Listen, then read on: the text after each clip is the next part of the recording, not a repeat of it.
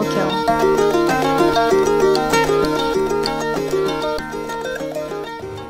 Esiet sveicināti, labvakar. Mēs šodien atkal tiekamies tajā pašā formātā, un šodien ir jāsāk laicīgi, lai mēs varētu izdarīt visu to, kas darāms, jo visu to, kas nav izdarīts pagājušos semināros. Taču man ir šīs nodarbības sākumā jānokārto viens parāds, kuru es tiku mazliet aizrunājis, bet tā arī netiku neko jēdzīgu pastāstījis pagājušajā reizē. Proti, tas ir jautājums, kurš īstenībā mūs visus diezgan pamatīgi nodarbina pēdējā laika Eiropas politikā, proti jautājums par Amerikas Savienoto Valstu attiecībām ar Eiropas Savienību. Un to procesu, kas visus mūs, un jūs jo īpaši, tāpēc, ka jūs esat, praktiski uzauguši jau tajā Eiropas buljonā, vai ne? Atšķirībā no manis, kas ir lielā mērā vēl komunismu laikmeta produkts. Protams, tas jautājums, ko mēs saucam par Eiropas integrāciju. Kādas ir Amerikas Savienotās Valstis attiecības ar Eiropas integrāciju? Tajā nozīmē, ka Eiropas valstis savā starpā sāk aizvien vairāk ne tikai sadarboties ekonomiski, jauc zemē visādas muitas robežas un tam līdzīgi, bet ka Eiropas Savienība pretendē kļūt arī par politisku spēlētāju. Vai ne? Gal galā jūs jau droši vien esat mazliet iepriekš tikuši informēti par to, kā darbojas Eiropas Savienība, kuras centrs pašlaik ir Rīgā ar šo Eiropas Savienības padomes prezidentūru, proti tā noteikti neietver tikai tos ikdienišķos jautājumus, ar ko viņi tur nodarbojās. Tādus kā gurķu taisnošana vai ar alus tīrības pakāpes regulēšana Eiropas līmenī. Bet nodarbojās jau pakāpeniski aizvien vairāk un vairāk arī par kaut kādām politiskām lietām, kaut vai attiecībā uz to pašu Krieviju, kaut vai attiecībā uz to pašu tuvo austrumu krīzi. Jā, citiem vārdiem sakot, Eiropas Savienība joprojām pamatā lielākā daļa Eiropas Savienības aktivitāšu, protams, ir saistītas ar gurķu taisnošanu un motociklu izplūdes gāzu regulēšanu un visādām tam līdzīgām ārkārtīgi aizraujošām lietām. Ja? Bet paralēli tam Eiropas Savienība, protams, pretendē būt arī par politisku vienību, un tad ir, protams, jautājums, kā Amerika skatās uz to. Un, protams, ka tā atbilde kā tāda nav pārāk tālu jāmeklē. Kopumā Amerikas attieksme pret Eiropas integrāciju tādos pavisam lielos vilcienos ir vēsturiski bijusi visnotaļ pozitīva. Jo, kā jūs to atceraties, Eiropas Savienība ir apmēram tā paša laikmeta produkts, kad veidojās pēckara pasaulē NATO un arī šī transatlantiskā saikne, un amerikāņi jau no paša sākuma, kaut vai no Maršala plāna viedokļi bija interesēti, lai eiropieši beidz savā starpā kasīties un būvēt viens otram dažādas ierobežojumus, tā skaitā ekonomiskus, bet lai viņi sāk sadarboties. Ja? Tas ir tas stāsts par to sākotnējo uzstādījumu. Harijam Trumanam, kurš ir vairāk jau ticis pieminēts šajā kursā, bija savā ziņā tāda vīzija 40. gadu nogalē, ka principā Eiropas Savienībā vajadzētu pārņemt to Amerikas federālismu pieredzi. Kā jūs to zināt, Amerika arī ir veidojusies kā federācija. Ja? Proti ne jau tāda federācija, kā varbūt Eiropas Savienība, tajā ziņā, ka Amerika ir veidojusies kā šo imigrantu kopienu federāciju. Ja? 18. gadsimta beigās. Bet amerikāņi ļoti bieži ir uzskatījuši, ka šis modelis, principā, politiska unija, vienlaikus saglabājot pietiekoši lielu autonomijas pakāpi starp valstīm, ja, ir piemērojams ne tikai Ziemeļamerikai, bet piemērojams arī Eiropai. Ja. Tas ir tas stāsts, kā tas ir viss sācies, taču, protams, ka tas viss nav bijis tik rožaini. Šie te ir, varētu teikt, Eiropas Savienības ciltstēvi, kuri visi trīs nebūtu nejaušā kārtā bija katoļi. Un tas šajā gadījumā ir svarīgi. Protams, tas ir Konrāds Adenauers, Roberts Šumans un Alcide Di Gasperi, respektīvi šie, varētu teikt, Eiropas Savienības tādi nosacīti tēvi dibinātāji, ja vēlaties. Kuri tad, tas ir ļoti vispār interesants stāsts, ja jūs gribat vaicāt, no kurienes vispār nāca tā ideja, ka Eiropas Savienībai ir jābūt vienotai. Respektīvi, ka Eiropai ir nepieciešama kaut kāda, ļoti intensīva sadarbība un pat kaut kādas pārnacionālas institūcijas. Tad īstenībā šīs idejas tēvi, lai cik tas nebūtu dīvaini, ir tā sauktie kristīgie demokrāti, jo iedomājieties Eiropu pēc Otrā pasaules kara. Dažādi veidi nacionalistiskās partijas. Protams, sev lielākoties ir diskreditējušas, tāpēc, ka visa Eiropa ir redzējusi Adolfu Aloizoviču Hitlera personā, ko nozīmē radikāls nacionālisms. Ja? No otras puses, arī dažādi veidi sociāldemokrātiskās partijas netiek uzskatīts par pieņemamu alternatīvu, tāpēc, ka visiem liekas pamatoti un nepamatot, ka tie sociāldemokrāti skatās uz Maskavu visu laiku un grib atkārtot savās valstīs, tur Francijā, Itālijā, arī Vācijā, grib atkārtot kaut kādu veidu proletārisko revolūciju un kaut kādā veidā pieslieties tad Padomju Savienībai. Un tāpēc Eiropā veidojās šīs kristīgās demokrātijas partijas, ja? Kas nav tādas nekādā gadījumā klerikālas partijas tajā ziņā, ka tās būtu, absolūti teikt, ka visam, jebkuram normālam pilsonim ir jāiet katru svētdienu uz baznīcu un jāsauc grēki un tā tālāk un tā tālāk. Bet nē, bet viņi baznīcai, protams, tajā laikā vispār ir ārkārtīgi liela autoritāte Eiropā. Proti, baznīca tiek uzskatīta pēc tam, kad ir sagrautas valstis, sagrautas ekonomikas. Baznīca tiek uzskatīta par ārkārtīgi nozīmīgu autoritāti, un uz šī arī reliģijas viļņi principā nāk pie varas, šajā gadījumā 3 nozīmīgākajās Eiropas Savienības valstīs, kas tad arī kalpo kā tās Eiropas integrācijas dzinējspēks, nāk pie varas šie kristīgie demokrāti. Tas ir viens ļoti interesants stāsts. Kāpēc tieši kristīgie demokrāti ir tie, kas veido šo ideju par Eiropas integrāciju? Viens tāds diezgan dabisks mēģinājums atbildēt uz šo jautājumu ir tas, ka, pie tam nevis vienkārši kristīgie demokrāti, bet katoļi. Šie visi 3 minētie kungi ir katoļi. Katoliskā baznīca, kā jūs zināt, tradicionāli ir, teiksim tā, ar izpratni un pozitīvu attieksmi izturējusies pret dažādām pārvalstiskām organizācijām. Nevajag aizmirst, ka arī pati katoļu baznīca taču ir pārvalstiska organizācija. Ja? Mūsu katoļu baznīcas galva Latvijā, arhibīskaps, viņa priekšnieks sēž Vatikānā, ja vēlaties. Ja? Un šajā ziņā tā ir pārnacionāla struktūra. Ja? No turienes arī ļoti bieži nāk tā doma, ka patiesībā iespējams Eiropas Savienības tā ideja pati par sevi ir savā ziņā radniecīga tieši katolicismu idejai, ja, par tādām pārnacionālām struktūrām, kuras tad varētu nodrošināt Eiropai arī konsolidāciju iepretīm šām nākošajām komunismu briesmām. Ja. Jo ir pavisam skaidrs, ka tas, kas vieno amerikāņus, kuri, kā jūs to droši vien zināt, lielākoties ir protestanti, vai ne? Kas ir pirmais Amerikas prezidents katolis. Pirmais Amerikas prezidents katolis ir Kenedijs, 60. gadi. Bet līdz šim brīdim, līdz Otrā pasaules kara beigām, lielākā daļa visu ASV prezidentu ir bijuši protestanti. Bet tā ir viena lieta, kas ļoti būtiski vieno Eiropas kristīgos demokrātus, šos te pamatā 3 kungus un viņu pārstāvētās partijas, ja, ar Amerikas Savienotajām valstīm, proti ļoti asa ideoloģiska opozīcija komunismam. Ja? Kā tādai, principā, kā jūs to zināt, komunisms ir bezdievība. Ja? Tajā ziņā, ka viņi saka, ka patiesībā jau dieva nav un ka īstenībā vajadzētu beidzot mēģināt atradināt tos cilvēkus no visādām kaut kādām tādām dīvainām reliģiskām ieražām, piemēram, svinēt Ziemassvētkus. Jums ir paveicies ar to, ka jūs šo laiku neesat piedzīvojuši, bet es tīri labi vēl atceros to, ka līdz man 18 gadu vecumam Ziemassvētki nebija kalendārā nekas.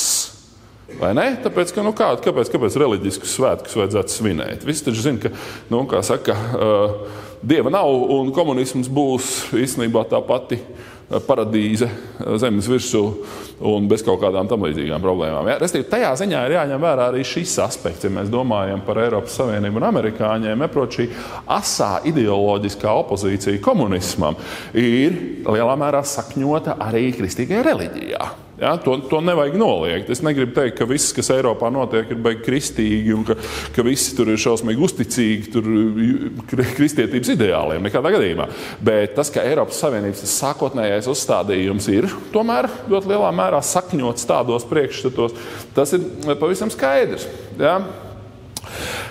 Cits jautājums, protams, ka tā Eiropas Savienības integrācija un veidošanās nenotiek tā, kā amerikāņi to gribēja.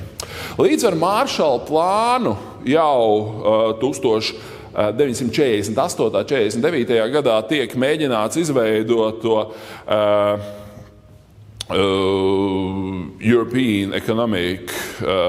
Organization of European Economic Cooperation, kas bija amerikāņu vadīta integrācijas programma Eiropas valstīm, kas saņēma Maršala plānu, restīvi ar domu, ka mēs jums dodam naudu, lai jūs apvienojaties savā starpā. Ja? Un tad, kad nauda beigsies, tad jūs joprojām dzīvosiet kā apvienota Eiropa. Šis te pasākums neizdevās lielā mērā tāpēc, ka Eiropas lielās valstis, pamatā, protams, Lielbritānija un Francija tajā laikā nav atbrīvojušās no dažādiem imperialistiskiem priekšstatiem, kurš tur ir varens un kurš nav varens, un ka īstenībā tie amerikāņi mums tagad atnāks un mācīs dzīvot, galā mēs paši esam globāli spēlētāji un tā tālāk un tā tālāk. Ja? Tas tajā ziņā, protams, tas amerikāņu sākotnējais uzstādījums neizdodās.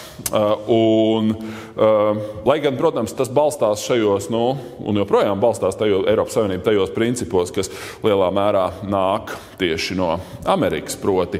Kā jūs zināt, Eiropas Savienības tas pamatprincips ir cits starpā ne tikai demokrātija un cilvēktiesības, bet arī šīs trīs lielās brīvības, proti preču, pakalpojumu un darba spēku brīvu kustību. Vai ne? Nevelti jūs varat, nedot Dievs, braukt, strādāt uz kādu citu Eiropas Savienības valsti, principā bez nekādām problēmām, jo tā saka, mēs varam tirgoties un tā tālāk un tā tālāk. Šie principi, protams, ir aizgūti. Bet Eiropas Savienība kā tāda savos tajos pašos pirmsākumos tomēr ir lielā mērā paša eiropiešu produkts. Tas ir 1950. gads, kad joprojām Rūras apgabals atrodas, respektīvi Vācijas šī industriālā un ogļu teritorija atrodas sabiedroto kolektīvā pārvaldē, un tagad mēģina francūži ar vāciešiem vienoties, ko ar to darīt. Ļoti nesmuki izskatās, jo īstenībā komunisms ir tajā mirklī pietiekoši populārs un tā tālāk, kaut kādas reparācijas tur prasīt. Un tad nāk tā slavenā Šūmana, šī Roberta Šūmana iniciatīva, ka zin, ko izdarām ar tām oglēm un tērauda rūpniecību Rūrā. Nevis tagad vienkārši atdodam to Francijai, jo tad vāciešiem nebūs savas rūpniecības, nebūs savu ogļu un tā tālāk. Bet uztaisam brīvo tirgu oglēm un tēraudam abās valstīs un nodibinām speciālu institūciju, kurā piedalās abas puses, kuras to brīvo tirgu regulēs oglēm un tēraudam. Ja? Jums tā droši pārāk dzīvi neiedomājaties, kā izskatās ogles un tērauds. Bet ogles un tērauds ir īstenībā tas pats pamatmateriāls, jebkurai nopietnai rūpniecībai, vai ne? Jums vajag tēraudu, vai ne? Jums vajag kurināt, jums vajag enerģiju. Ja? Tajā laikā ogles bija fundamentāli nozīmīgs resurs. Tā skaitā, starp citu, arī dzīvojamām mājām. Es nezinu, kā jūs kurinat savus mājas. Droši vien ar gāzi, vai arī jums ir Rīgas siltums. Arī kādam ir tur, siltumsūkņi vai elektrība. Okay, to es netaisu šeit noskaidrot. Bet ir skaidrs, ka ogles tajā laikā ir absolūti fundamentāls resurss, lai arī dzīvojamās mājas kurinātu. Ja? Un pamēģiniet kādu ziemu padzīvot bez apkurses. Tas ir diezgan skarbi. Ja? Un citiem var sakot, tas stāsts ir tāds, ka Vienkārši šis tirgus tiek padarīts kopīgs. Ja? Un tas ir tas mirklis, kad Adenauers, kas tajā mirklī jau nesen ir kļuvis par Vācijas Federatīvās Republikas pirmo kancleru, saka tos savus slavenos vārdus, kas izklausās vāciski vienkārši burvīgi, tāpēc, ka vācu valoda ir tā šausmīgā, tāda ļoti cieta un tāda fonētiski ļoti uzkrītoša skaņa, ka viņš saka, das ist unser Durchbruch. Durchbruch, tas ir izrāviens, izlaukšanās. Restīvi, ar to tagad sākās. Ja? Tas ir tas mirklis, kad tiek nodibināta šī ogļu un tērauda kopiena 1950. gadā, kas tiek uzskatīta par Eiropas Savienības tādu, starta punktu. Ja? Un tā pakāpeniski attīstās, tas tur pēc tam parādās arī dažādas, kā saka, citas institūcijas, bet ir skaidrs tas, ka, teiksim tā, pati iniciatīva nenāca no amerikāņiem. Kāpēc? Tāpēc, ka viens ļoti būtisks jautājums, kurš, starp citu, kā jūs to zināt, līdz pat šim brīdim ir Eiropas Savienībai būtisks, un ne tikai Eiropas Savienībai, bet arī Amerikai, protams, tas ir jautājums par Lielbritānijas dalību. Vai Lielbritānija ir Eiropa? Tā prasti vaicājot. Mēs varētu par to paspriedelēt. Tajā ziņā, ka geogrāfiski, kas tad tur, vai ne? Principā viņi tur patās kaut kur ir, ja tā paraugās pāri Lamanšu šaurumam un tā tālāk. No otras puses, viņi paši kaut kā nevienmēr uzskata sevi, ka viņi būtu kaut kas pielīdzināms kontinentālajai Eiropai. Viņiem vienmēr ir šis te mēs un viņi, vai ne? Stūri otrā pusē, coles nevis centimetri, un tā tālāk. Taču viena ļoti būtiska lieta vēl bez minētajām ir tā, ka amerikāņi un briti jau kara laikā izveidoja ļoti, ļoti ciešas attiecības, un tas ir tas, ko sauc arī par šo special relationship, ja? Ko piemin arī Kagans, vai ne, tajā savā tekstā. Šis special relationship kā elements, lai uzsvērtu Britu un Amerikas tādu īpašo statusu. Ja? Lūk, un skaidrs, ka jau no paša sākuma Briti, lielā mērā pateicoties franču opozīcijai, bet ne tikai tai, atsakās no šiem Eiropas integrācijas projektiem. Kāpēc? Gluži vienkārši tāpēc, ka šeit ir arī ekonomiskās filozofijas ļoti lielā mērā jautājums. Tajā ziņā, ka Briti, kā jūs to zināt, vēsturiski ir iestājušies ļoti izteikti par brīvo tirgu, par brīvu, kapitāla apriti. Un tam līdzīgām lietām kontinentālā Eiropa, tā skaitā Francija, ir ārkārtīgi protekcionistiska. Ja? Respektīvi, tur valstis grib sargāt savus tirgus un tā tālāk. Šeit klasisks piemērs ir, protams, ka arī joprojām, Eiropas Savienībā pastāvošās domstarpības. Kā jūs to droši vien būsiet dzirdējuši nereizi vien, Briti taisās rīkot referendumu par izstāšanos no Eiropas Savienības. No sākuma bija apsolīts 17. gadā, pēdējā laikā, tagad tuvojoties vēlēšanām šajās nedēļās, kaut kur runā, ka bezmaz vai varētu būt ātrāk un tā tālāk, kas viņiem ir joprojām dienas kārtībā jautājums, tāpēc, ka viņi to redz lielā mērā kā ekonomiski izdevīgumu jautājumu. Francūži, turpretī un ne tikai viņi, bet ļoti daudz citu arī kontinentālajā Eiropā ekonomiski redz Eiropu kā tādu politisku projektu. Ja? Un savukārt ekonomiski ir krietni protekcionistiskāki. Un tā ir arī viena no problēmām, kur mēs iespējams, mums patīk Eiropas Savienība, mēs viņu mīlam un tā tālāk, bet tas ir viens jautājums, ko varētu izdot. Bet kāda izskatītos Eiropas Savienība, vai viņa nebūtu kaut kādā ziņā mazliet prognozējamāka un loģiskāka, ja Briti šajā pasākumā būtu iesaistījušies jau no sākuma? Jo šobrīd, kā jūs to zināt, viens no Eiropas Savienības tādām pamatpozīcijām ir saistīts nepārprotam ar protekcionistiskām politikām, pirmkārt, protams, ar kopējo lauksaimniecības politiku. Es nezinu, vai jūs būsiet dzirdējuši to, bet tur 40% no kopējā Eiropas Savienības budžeta ir dotācijas lauksaimniecībai, ja? Tur, lai franči varētu sargāt savus, ne tikai franči, protams, jebkurš, vai ne, bet principā, protams, tā lielākā nauda aiziet tieši šai valstī, ja? Lai varētu sargāt savus, vīndarītavus un visas pārējās jaukās lietas. Ja? Tā ir viena no lietām, kas ir saistīta ar to, ka Briti, kas ir tradicionāli brīvā tirgus aizstāvi un kas tradicionāli vienmēr redzējuši Eiropas Savienību kā vairāk izdevīgumu jautājumu, nevis kā kaut kādu politisku ideālu jautājumu, ka Briti no tā procesa tika izslēgti. Ja? Un līdz ar to, protams, arī amerikāņi, jo amerikāņu klātbūtne daudzās Eiropas institūcijās vienmēr ir bijusi diezgan cieši saistīta ar Britiem. Ja? Tāpēc, ka, kā saka, tur ir kulturāla vienība, tur ir vēsturiska vienība, tur ir gal galā valodiska vienība un tā tālāk un tā tālāk. Tā, protams, ir viena no lietām, kas, diemžēl, atspēlējās joprojām. Ja? Ja jūs paraugaties, kā tad tur ir īsti ar šo pašu jau pieminēto ekonomisko brīvību un nodokļu politikām un tā tālāk, tad mēs redzam, ka tur ir diezgan pamatīgas domstarpības, kas, protams, arī ir viens no tiem iemesliem, kas liek Britiem domāt, ka lielai daļai, redzēsim, ja tas referendums būs, es domāju, ka tur ir diezgan nopietnas cerības, ka viņš varētu būt pozitīvs. Es nevis pozitīvs tajā nozīmē, ka izstāties, bet pozitīvs tajā nozīmē, ka neizstāties. Bet mēs redzam, ka tur ir principiāls atšķirības. Un tas attiecās ne tikai uz tādām lietām kā nodokļi vai protekcionisms, bet tas attiecās, piemēram, arī uz tādām lietām kā valsts pārvalde. Mēs zinām, ka Eiropas Savienība ir nenormāli birokratizēta. Ja?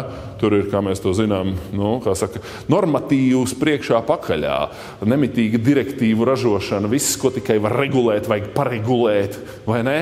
Tāpēc, ka gal galā birokrātam taču vajag darbu. Ja? Birokrāts nevar dzīvot, viņš neko neregulē. Ja? Viņš kļūst liekas, viņš kļūst nevajadzīgs tajā mirklī. Ja? Un tā lielā mērā ir lieta, kas ir bijusi saistīta ar to, ka Lielbritānija, kā ļoti spēcīga Eiropas valsts, sākotnēji tika atstāta ārpus. Un tieši tāpēc arī amerikāņi vēsturiski ir bijuši ļoti, ļoti ieinteresēti tajā, lai šajos Eiropas integrācijas procesos arvien vairāk un vairāk tomēr piedalītos arī Lielbritānija.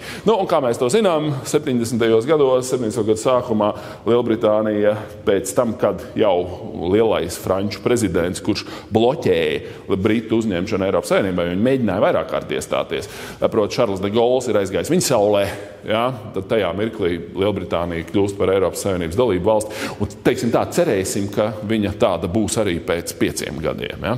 Lūk, tas tālākais viss pasākums. Protams, vēlreiz, ja mēs raugāmies, un tas ir tas arī, ko jūs lasījāt pie Kagana, ja mēs raugāmies uz Eiropas Savienības un Amerikas Savienoto Valstu savstarpējām attiecībām, tad viņas ir bijušas ļoti, ļoti dažādas. Ir bijuši mirkļi, kad amerikāņi ir ļoti izteikti apsveikuši to, ka redz, kā tie eiropieši tagad, mācās darīt lietas kopā, mācās aizstāvēt savas intereses kopā, ja? Un nevis kasās savā starpā. Ja? No otras puses, protams, ir bijušas arī reizes, kad amerikāņi ir bijuši, maigi sakoties, neizpratnē par dažādiem Eiropas integrācijas procesiem. Ja?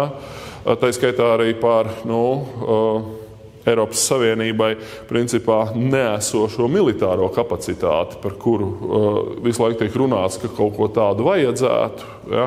Vienlaikus, protams, ka pastāv kaut kas tāds, vai ne, kā UFOR un tā tālāk, bet ir pavisam skaidrs, ka tas nevarētu nekādā gadījumā atbrīvot Ameriku no tā pienākuma, kurš viņai joprojām ir, proti nodrošināt Eiropā elementāru militāro drošību. Ja? To nevar noliegt, tas ir savā ziņā pašsaprotami. Ja? Un tas ir arī interesanti, kā jūs droši vien pie tā Kagana lasījāt, to ir iespējams vērts arī tagad atcerēties, ka Eiropas integrācija kā principā ekonomisks tāds, lielā mērā ekonomiski birokrātisks projekts. Ja, kāds viņš veidojās ar visām šīm institūcijām, tur Briselē un tā tālāk. Protams, ka tas bija iespējams šāda sadarbība tikai tad, kā mēs jau pagājušajā reizē runājam, kad tās elementārās militārās drošības problēmas ir patiesībā deleģētas uz līmeni augstāk. Ja, proti, deleģētas NATO, deleģētas Amerikai. Proti, šajā ziņā, teiksim tā, tas lietussargs, ne? Kurš padarīja iespējamu Eiropas integrāciju, lielos vilcienos arī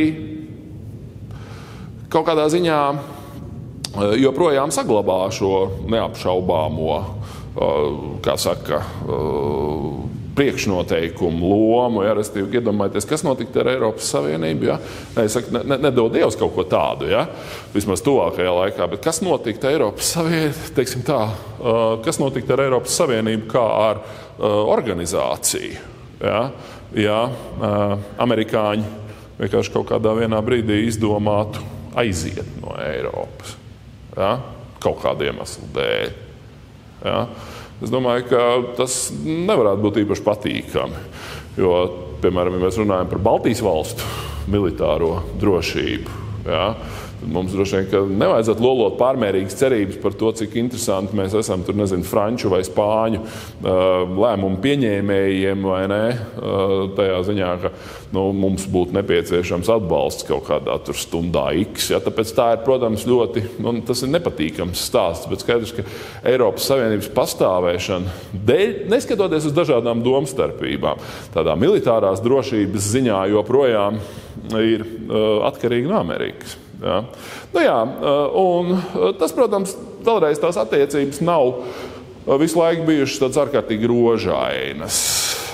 Mēs zinām, ka vesela virkne dažādiem amerikāņu politiķiem, un viena šāda kompānija, protams, arī ir slavenā Niksona un Kissingera administrācija 60. gadu beigās, 70. gadu sākumā, kas izskatās samērā skeptiski pret Eiropas Savienību un saka, ka patiesībā jau mēs nevaram runāt tur ne par kādu politisku savienību, tas ir tikai tur dažas valstis, kas kaut ko savā starpā tur dara, vai ne. Savukārt citas, kā mēs to zinām, tā skaitā arī pēdējā laika ASV administrācijas principā vienmēr ir veltījušas uzmanību un pievērsušās Eiropas Savienības, kā saka, integrācijas problēmām un pozitīvi pret tām izturējušās. Ja jūs atceraties burvīgo citātu no viena šajā kursā rakstīta teksta, kur tika runāts par to, ka kādā veidā tad Eiropas Savienība, kā jūs to zināt, ir ekstrēmi multilaterāla. Ja? Tur ir 28 valstis. Un būtiskos lēmumos visām 28 balsīm ir jābūt klāt un jāpieņem kaut kāds lēmums. Ja? Šajā ziņā tā joprojām ir ļoti smagnēja organizācija. Un ASV prezidentiem ir šī tradīcija reizi gadā braukt uz šiem Amerikas Eiropas Savienības samitiem. Ja? Un jau Džordžs Bušs jaunākais šo tradīciju laikam tika saīsinājis no reizi gadā uz reizi 2 gados, tāpēc, ka varēja noprast, ka viņam tas pasākums vienkārši pārāk mokošs. Jo varat iedomāties, vai ne, ka jums ir jāpiedalās samitā ar 28, un katram no viņiem ir vienādas tiesības izteikties, un katrs no viņiem ir lēmumu pieņēmējs, vai ne? Tas jebkuram partnerim varētu būt diezgan problemātiski varēja izturēt tādu pasākumu, kurā, kā saka, ir 28 vienādi spēlētāji, vai ne? Un kurā tur, nezinu, Latvija vai Kipra, piemēram, ir vienlīdz ietekmīga ar britiem vai francūžiem, vai ne? Tajā ziņā, protams, tas tur, kā saka, amerikāņi noteikti gribētu, un tas arī nekad netiek slēpts, vairāk dinamiskāku lēmumu pieņemšanas mehānismu, bet tur neko nevar iesākt, tāpēc, ka skaidrs, ka Eiropas Savienība ir, kā saka, multilaterāla organizācija, kurā tomēr pamatā ir dalību valstu valdības, ja, un katra dalību valsts ir būtiskos lēmumos, ja, kā mēs to redzam, starp citu ar to pašu piemēru ar Krievijas sankcijām un tā tālāk, ja, būtiskos lēmumos ir nepieciešams, lai visi 28, vai ne? Mēs uzņemsim vēl kādu, tad būs 29 un 30, vai ne? Visiem katram individuāli jānobalso, tur nav tā. Un tad no turienes, protams, arī nāk tas slavenais, kā saka, tas tāds ņirdzīgais, bet ļoti pamatotais Kissingera izteikums, vai ne, kad es gribu piezvanīt Eiropai, tad man nav telefona, pa kuru piezvanīt, kam lai es zvanu, vai ne? Okay. Tas ir tik daudz par Eiropas Savienību, par to mēs vēl parunāsimies krietni arī seminārā, kur mēs runāsim par to paradīzi, vai ne? Respektīvi, tas stāsts par to, ka Eiropas Savienībai, atšķirībā no Amerikas, pamatā nav viss tā varas politika un tam līdzīgas lietas, bet ir kaut kāda tas, ko viņš sauc par postmodernā paradīze. kura de facto ir iespējama tikai tāpēc, ka amerikāņi nodrošina šo kodolietu sargu. Un tā, labi, bet tagad mēs pievēršamies vienai citai tēmai, un šī cita tēma ir iespējams pat pārāk vēlu uzrunāt mūsu kursā, un tā ir tēma, mēs runājam visu laiku par Eiropu, tajā nozīmē, kā to dara lielākā daļa Rietuma eiropiešu. Un ne tikai viņi, kad domā Eiropu, tad domā Rietuma Eiropu. Vai ne? Tā ir tāda tendence, kuru jūs nekad nevarat noliegt. Ka, respektīvi, tas priekšstats, kas ir Eiropa, vienmēr ir bijis izteikti dominēts no šīm te lielajām Rietuma Eiropas kultūra nācijām. Ja jūs domājat, piemēram, ka francūži, itāļi un briti 20. gadsimta sākumā uzskatīja Vāciju par Eiropu tādā pilnā nozīmē. Tad tas tā galīgi nebija. Viņi teica, Eiropa esam mēs, vai ne? Tur tā līnija, kas ir, ja jūs iedomājaties karti, kuru velk no Nīderlandes uz Itālijas dienvidiem. Viss, kas ir pa kreisi, ir Eiropa, viss pārējais ir tur kaut kāds slāvu, kaut kāda ģermāņu ņudzeklis, kaut kas tāds. Ja? Sakot, tas ir bijis tas tradicionālais priekšstats, bet mūsdienās mēs esam nonākuši līdz tam, ka ar Eiropu kā tādu tiek uzskatīts šis Rietuma Eiropa, ja? Bet patiesībā tas tā nav. Gal galā šis kurs ir veltīts nevis Rietuma Eiropas un ASV attiecībām, bet šis kurs ir veltīts Eiropas kopumā un ASV attiecībām pēc augstā kara.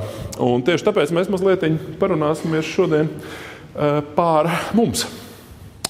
Ar mums saprotot Amerikas ietekmi tajā pasaules daļā, kura vai no 1917. vai no 1939. 40. vai no 1945. 48. gada atradās komunistiskos režīmos, komunistiski režīmu varā. Respektīvi, kā mēs teiktu, Austrumēropa, komunistiskā Eiropa. Kāds varētu uzdot jautājumu, kāpēc par to ir vērts runāt? Gal galā ir taču pavisam skaidrs, kāda tur amerikāņiem varēja būt ietekme. Amerika augstā kara apstākļos, tieši tāpēc tas bija arī augstais kars. Kāda vispār var būt Amerikai ietekme dzelzs priekškara apstākļos? Vai ne? Dzelzs priekškars, tāpēc ir dzelzs priekškars, ka viņai tur nav nekāda teikšana. Patiesībā tas tā nav. Patiesībā mēs redzēsim, ka amerikāņi diezgan daudz tika darījuši, lai noturētu zināmu gan politisku, gan sociālu un kulturālu ietekmi, un par to būs īpašs stāsts. Arī šajā komunistiskajā Eiropas daļā. Protams, ne tādā veidā, kā tur Maršala plāns vai kaut kāda integrācijas projekti vai kodolraķetes vai kaut kas tam līdzīgs. Nekādā gadījumā. Nē, bet mēs parunāsimies mazliet par citām lietām. Parunāsimies par radiostacijām. Parunāsimies par džezu, parunāsimies par roka mūziku, parunāsimies par džinsiem un citām jaukām lietām, kuras no Amerikas puses tika diezgan apzināti izmantotas, lai par spīti dzelzs priekškaram ietekmētu šo komunistisko valstu sabiedrības. Ja? Pat nevis lēmumu pieņēmēja elites, bet sabiedrības. Ja?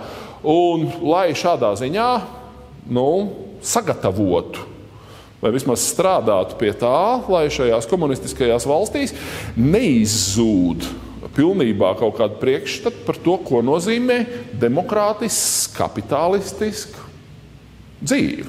Ja? Tas ir, protams, stāsts, kurš mums ir kā Latvijai ļoti nozīmīgs, tāpēc, ka mēs tajā ziņā nevajag aizmirst, mēs tajā ziņā bijām arī viens. Mums tad bija dzelzs priekškaram bija spraugas. Un par tām dzelzs priekškara spraugām te Latvijā un citās valstīs plūda iekšā diezgan daudz visādas mantas, literatūra, roka mūzika, džess, filmas un tā tālāk un tā tālāk. Un šīs te, Latvijas bija viena no tādām spraugām, tāpēc, ka mums ir ostas, vai ne? Tas ir diezgan privileģētā stāvoklī, jo mums bija iespēja no jūrniekiem sapirkties visādas aizliegtas lietas. Ja? Bet ir pavisam skaidrs, ka amerikāņi izmantoja arī kultūru, arī mēdījus, ja? Kā politiskas ietekmes instrumentu. Un darīja to samērā rafinēti. Protams, ka viņi nebija vienīgie, kas kaut kādā veidā mēģināja ietekmēt, kā saka, pretējās puses sabiedrisko domu. Padomju Savienība un komunisti bija, ja ne vēl rafinētāki par amerikāņiem. Tajā ziņā, ka dažādos veidos, kā saka, stāstīt nevis valstu valdībām, ja, bet stāstīt valstu sabiedrībām par to, cik patiesībā mēs komunisti esam forši un ka īstenībā tur tās briesmīgās kapitalistiskās demokrātijas jūs apspiež un īstenībā jums vajag vairāk pievienoties un draudzēties ar komunistiskām partijām un atbalstīt Padomju Savienību un taisīt visādus tur mītiņus un piketes un demonstrācijas par to, lai, kā saka, Padomju Savienībai nedara pāri un tā tālāk. Ja? Un amerikāņi, tas ir tas, par ko mēs runāsim, ļoti lielā mērā deva pretsparu, nepārprotami. Ja? Tas ir arī tas, ko mēs saprotam ar šo pēdējā laikā drausmīgi novazāto jēdzienu, kas ir pazīstams arī Latvijā, šis soft power, ja? Respektīvi maigā vāra. Tas jēdziens pats par sevi ir parādījies nesen. Viņš ir parādījies kaut kādā pēdējo 10 gadu laikā. Tur ir tāds pazīstams amerikāņu politologs vārdā Joseph Nye, kurš to ir izdomājis un tā tālāk. Bet tā ideja proti, ka varu vajag realizēt un varu var realizēt mūsdienās ne tikai ar tankiem un ekonomiskām sankcijām, bet ka varu var realizēt arī ar informāciju, ar kultūru. Ja, ar zinām dzīves stilu. Ja, šī ideja galīgi nav jauna. Tas ir jau principā arī augstā kara produkts. Proti, tad, kad amerikāņi saprata, ka viņi tiešā veidā rietumu šīm demokrātijām neko nodarīt nevar, ja, tāpēc, ka ir kodolietu sargs, tad kad Padomju Savienība saprata, ka viņi neko nevar izdarīt rietumu demokrātijām dēļ kodolietu sarga, viņi mēģināja strādāt ar informatīviem līdzekļiem. Ja? Un otra puse atbildēja ar to pašu. Proti ar stāstiem par to, ka patiesībā mēs, kā saka, mūsu civilizācija kaut kādā ziņā, šī rietumu kapitalistiskā civilizācija ir pārāka. Ja? Ar veco labo stāstu par to, ka augsto karu lielā mērā amerikāņi uzvarēja. Ja? Ja viņi uzvarēja, bet ja viņi uzvarēja, tad viņi uzvarēja ar džinsām. Ja? Džins kājās, man ir atzīšos. Ja? Ar džinsām daudz lielākā mērā nekā ar raķetēm. Tāpēc, ka 80. gados cilvēki bija vienkārši sapratuši, ka patiesībā lai cik tie komunisti neslavinātu to, cik viņi ir forši un attīstīti un jauki un cilvēcīgi, viņi īstenībā nav spējīgi cilvēkiem nodrošināt viselementārākās lietas. Tā skaitā džinsus, ja? Vai automašīnas. Ja? Un tā tālāk, un tā tālāk. Ja? Un tāpēc Padomju Savienība lielā mērā tika sabrukusi ne jau tikai dēļ raķetēm vai dēļ naftas, bet Padomju Savienība tika sabrukusi arī dēļ šīs maigās vāras. Proti, tad, kad mēs, kad pirmoreiz cilvēki sāk saņemt paciņas 70. gados, jums nav kādam radi bijuši trimdā augstā kara laikā, tad tur bija tiem, kuriem ir bijuši tie, iespējams, jūs paši vai jūs vecāki atceraties to periodu, kad saņēma paciņas. Tās mantas, kuras bija paciņās, bija, salīdzinot ar jebkurām padomju mantām, bija absolūti lieliskas kvalitātes, absolūti, teiksim tā, pieejamas jebkuram un tā tālāk. Citiem vārdiem sakot, šie faktori arī nav jāignorē, tad, kad mēs runājam par Amerikas ietekmi Eiropā. Ja jūs gribat tādu pavisam uzskatām piemēru, tad es parasti vaicāju saviem studentiem, uz kurien viņi gribētu braukt studēt. Piedāvājot vairākas iespējas. Vienkārši kaut kādā tur apmaiņas programmā gadu kaut kur pastudēt. Ja? Tur iespēja Krievijas Federācija, Ķīnas Tautas Republika, un Vācija, Zviedrija un Amerika. Vai ne? Un pavisam skaidrs, ka tiem, kas izvēlās pēdējo opciju, to ir daudz vairāk. Vai ne? Kāpēc? Tāpēc, ka Amerika tas ir nevis vienkārši tikai kaut kāds plankums kartē vai kaut kāda politiska vienība, bet Amerika tas ir arī zināms pārticības standarts, zināms kultūras standarts, vai ne? Zināms patēriņa standarts, ja vēlaties. Ja?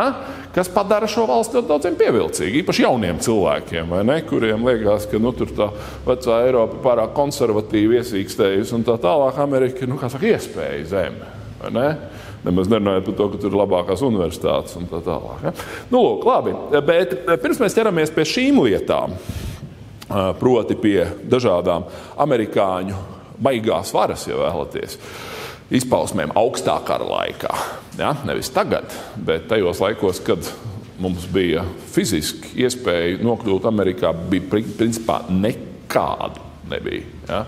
Bet vienlaikus mēs kaut kādā veidā tomēr sapratām, kāda ir Amerika, ar ko viņi atšķirās no PSRS. Ja?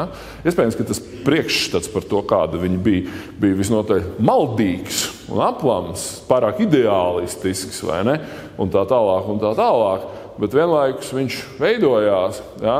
Un tieši uz šī iespaida pamata mēs arī sapratām, ka īstenībā nav tā padomju savienība nekāda labākā, jaukākā, humānākā iekārta, bet tas ir vienkārši viens, es atvainojos, netīrs caurums, no kura jebkurš normāls cilvēks grib izkļūt ārā un nokļūt kaut kādā civilizētā vietā, piemēram, Rietumē Eiropā vai Amerikā. Ja?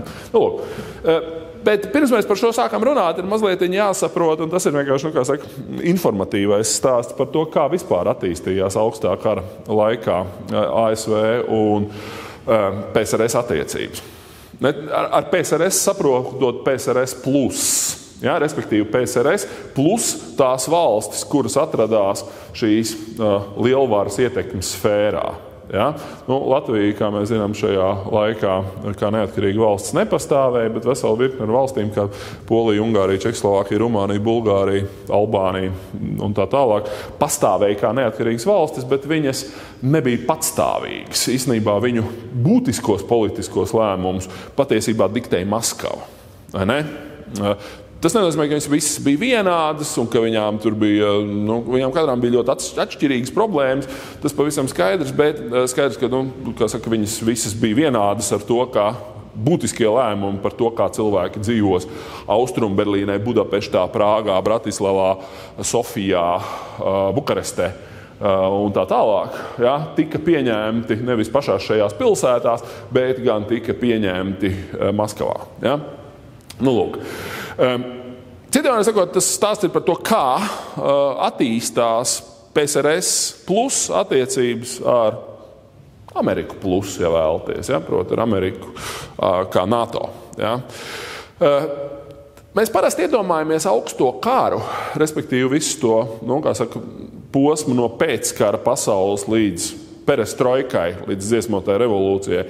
Mēs iedomājamies to kā kaut kādu vienotu fragmentu, respektīvi vēsturē. Patiesībā tas tā nebija. Arī attiecības starp šiem lielajiem spēlētājiem, proti starp PSRS un ASV, gāja cauri dažādām atšķirības, dažādām attiecību fāzēm. Ja? Kaut arī, protams, tie lielie principi nemainījās, bet nianses mainījās un nianses bija ļoti būtisks. 50. gadi, tas ir tas, par ko mēs jau esam runājuši.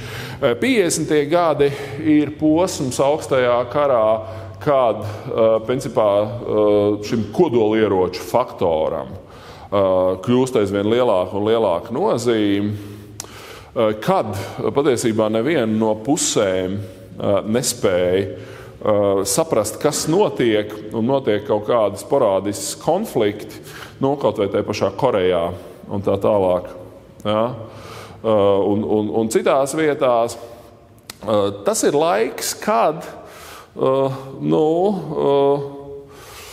patiešām tā kodolieroču reāls izmantošanas iespēja patiesībā pastāv. Galu galā ir pavisam skaidrs, ka Trumens, respektīvi ASV prezidents, tika apsvērs nopietni to, ka vajadzētu kodolieročus izmantot Korejā.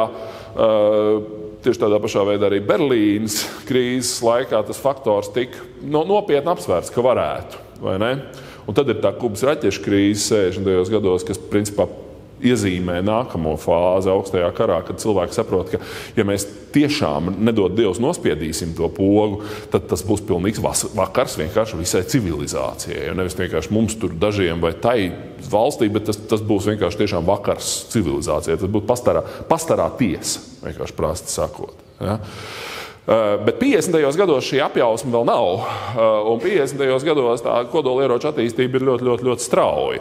Otra lieta, protams, kas atstāja iespaidu uz PSRS un ASV attiecībām šajā laikā, ir tas, ka PSRS notiek procesi, kurus liela daļa no jūsu arī droši vien ģimenes locekļiem, kas ir šajā laikā dzīvojuši, atcerās ar ļoti lielu atvieglojumu, proti 1953. gada 5. martā nomirst Josifs Visarionovičs Staļins, kas jau tajā mirklī ir diezgan skaidrs, ka patiesībā tas riktīgais totalitārais periods, ja, proti, kad, kā saka, principā notiek nepārtraukta gatavošanās trešajam pasaules karam, notiek nepārtraukta kustība pret kaut kādiem tur, kā saka, piekto kolonu, visādām tur, visas šitās paraugu prāvas, visas drausmīgās represijas un tā tālāk, ka šis periods ir beidzies, ja? To nevajag aizmirst. Politikā reizēm politologi ar to drausmīgi grēko, ka viņi saka, ka politikā visu nosaka tur kaut kādas struktūrāls izmaiņas, tur līknes, tur kaut kādas tur dinamika, tur korelācijas un tā tālāk. Īstenībā politikā ļoti daudz nozīmē cilvēki, vienkārši elementāri personas. Ja? Šajā gadījumā patiešām mēs redzam situāciju, kurā viena cilvēka aiziešana viņsaulē, kas no ļoti daudz citu cilvēku perspektīvas tiek vērtēts kā ārkārtīgi pozitīvs notikums, lai gan tas ir galīgi nekristīgi, vai ne? Priecāties par cilvēku nāvi, ja? Bet tā tas tajā laikā tiek uztverts. Un tad, protams, šajā laikā Padomju Savienībā ir tāds periods, kad tur īsti notiek dažāda veida domas par to, labi, cilvēki atgriežas no lēģeriem, cilvēki kļūst mazliet brīvāki savos uzskatos un tā tālāk. Bet ko tas nozīmē priekš ārpolitikas? Ko tas nozīmē priekš Eiropas?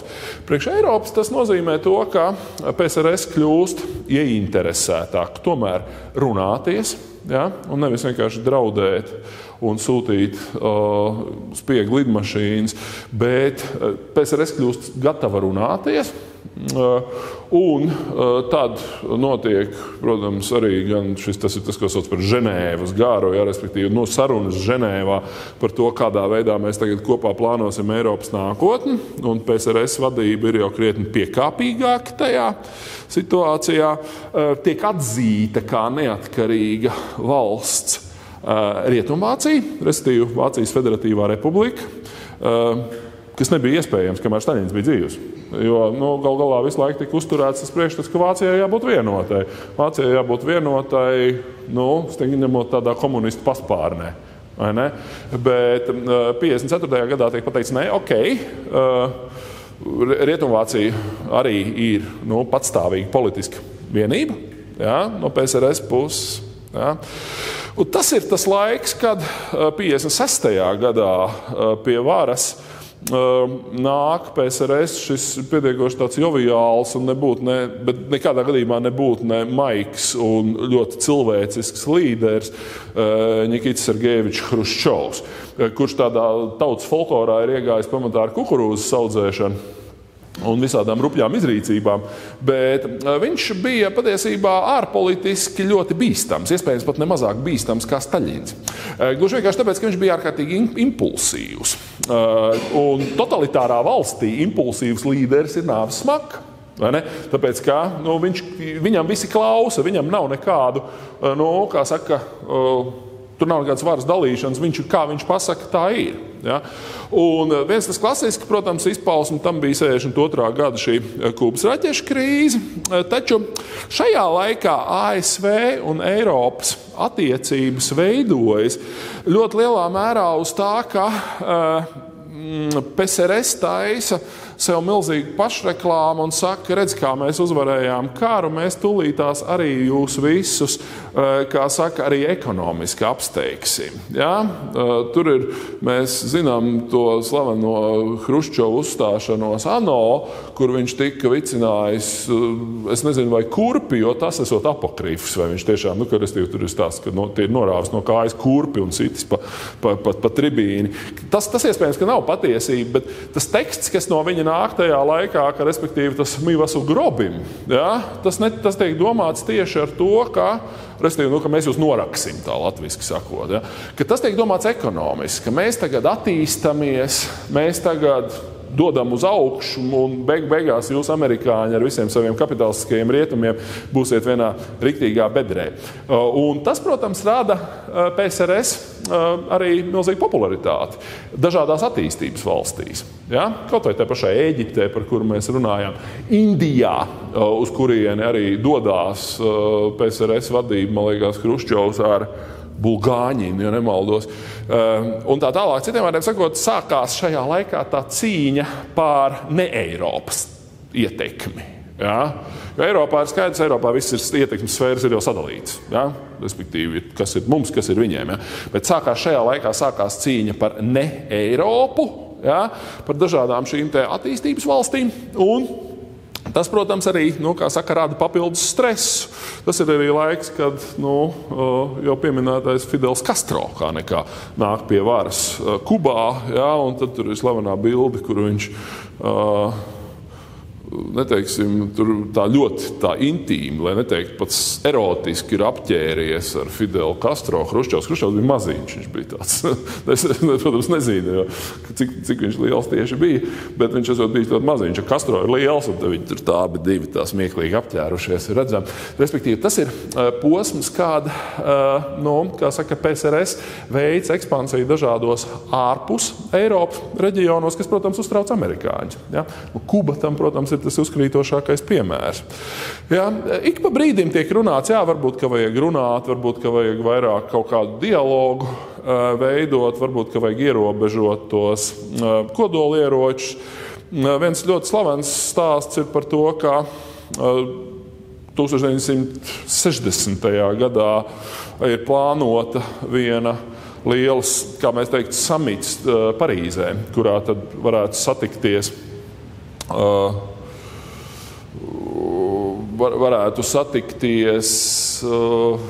tajā brīdī tas ir laikam acīm redzot vēl Eizenhauers. Hruščovs ar Eizenhaueru, un tad ir tas slavenais tāds atkal kārtējais, kā saka, neparedzētais pasākums, kad virs PSRS tiek notriekta viena Amerikas spiegu lidmašīna. U-2, no turienes arī, starp citu, slavenās rokgrupas nosaukums U2, vai ne? Proti šī kas ir tas ļoti, ļoti liels skandāls, vai ne, kas ir visā pasaulē, kas savā ziņā padara to kaut kādu attiecību veidošanu ļoti problemātiski, jo nevajag aizmirst, ka spiegošana tajos laikos ir krietni grūtāk nekā šodien. Šodien jau mēs visus spiegojam no kosmosa, vai ne? Tur kur brauc tur un tā tālāk un tā tālāk. Ja? Savukārt tajos laikos jums nav citu variantu, ja jūs gribat izspiegot, jums ir jāsūt lidmašīnas, un tās lidmašīnas var notriekt. Ja? Un 1960. gadā viens šāds gadījums notiek, un tas ir, kā saka, kārtējais solis eskalācijas virzienā. Tas ir vienlaikus arī laiks, ja mēs runājam specifiski par Ameriku, kad Amerikā izveidojas pakāpeniski politika pret tām valstīm, kā izturēties pret tām valstīm, kuras ir nevis, kā saka, Krievija šī vārda pilnā nozīmē, bet kuras ir nonākušas Krievijas pakļautībā, ja? Gan PSRS iekšienē, gan arī šajās satelītu valstīs. Un tas ir tas laiks, kad veidojās šis īpašais jēdziens, kurš vistiešākā veidā attiecās uz Latviju, tas ir tas captive nations. Ja? ja vēlaties sagūstītās nācijas, ķīlnieku nācijas, ja, kuras ir sagūstītas un kuras, tad amerikāņiem būtu kaut kādā veidā jāmēģina viņas atbrīvot. Un tajā laikā tad arī veidojas šīs dažādās organizācijas. Šeit tā Ņujorkā viena ēka, kurā tad arī atradās šis Assembly of Captive European Nations, kur tad, kā saka, tiek pārstāvētas. Kā jūs to zināt, latviešiem bija trimda, ja, pēc Otrā pasaules kara, bet šādas trimdas jau bija vairāk vai mazāk visiem. Piemēram, poļiem, vai ne, ka mēs to zinām, ka poļiem bija ārkārtīgi daudz cilvēku devušies emigrācijā, kuri nonākuši Amerikā, protams, iesaistījās Polijas neatkarības un suverenitātes aizstāvēšanā. Ja? Tieši tādā pašā veidā armēņi, ukraiņi, baltieši, visi trīs, ungāri, un tā tālāk, izsakot visas šīs valstis, visas šīs, kā saka, attiecīgo valstu piederīgie, tad iesaistās Amerikā jau pašā šajā Captive Nations aizstāvi kustībā. Ja? Un, protams, ka nav tālu jāmeklē, tas arī nav nekāds noslēpums, ka šo organizāciju neteiksim izmanto, bet ar to diezgan intensīvi sadarbojās Amerikas galvenais spēcdienests, proti centrālā izlūkošanas pārvalde. Vai ne? Tieši priekš tam, lai arī pasaules līmenī atņemtu leģitimitāti komunismam un pateikt, piedošanu, kas jūs esat par brīvības un miera zemi, ja jūs apspiežat šīs mazās tautas. Ja? Jūs neesat nekāda brīvības un miera zeme, jūs īstenībā esat, kā saka, totalitāra, necilvēcīga lielvara, vai ne? Un šis stāsts CIA atbalstītajām organizācijām, tur viņi bija vesels lērums, bet mazliet viņi parunāsim, bija ļoti nozīmīgs. Proti, lai pastāstītu visai pasaulē, tas ir laiks, kad cīņa pret komunismu sit augstu vilnu pašā Amerikā, ja? Nemaz nerunājot par citām valstīm. Tas ir laiks, kad lai pastāstītu pasaulē, ka komunisms tas nav nekas baigi foršs. Ja? Tas ir īstenībā apspiešana, totalitārisms, totāla valsts kontrola, ideoloģiska propagandas, policeiska valsts un tā tālāk. Un tā tālāk. Ja? Tas ir tas pazīstamākais stāsts. Un tad, protams, 59. gadā ir šī Eizenhauera administrācijas deklarācija, kura tad arī veidošana National Captive Nations Committee, kurā tad tiek iekļauts visas šīs Captive Nations sagūstītās nācijas. Es baidos tagad viņas visas uzskaitīt. Tās ir, protams, visas manas pieminētās, ja, tur baltieši, poļi,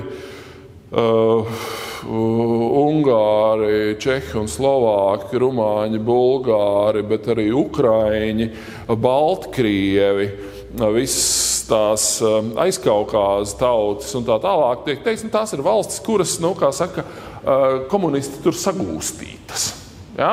Tā kā saka, sasien un ieliek pagrabā, vai ne?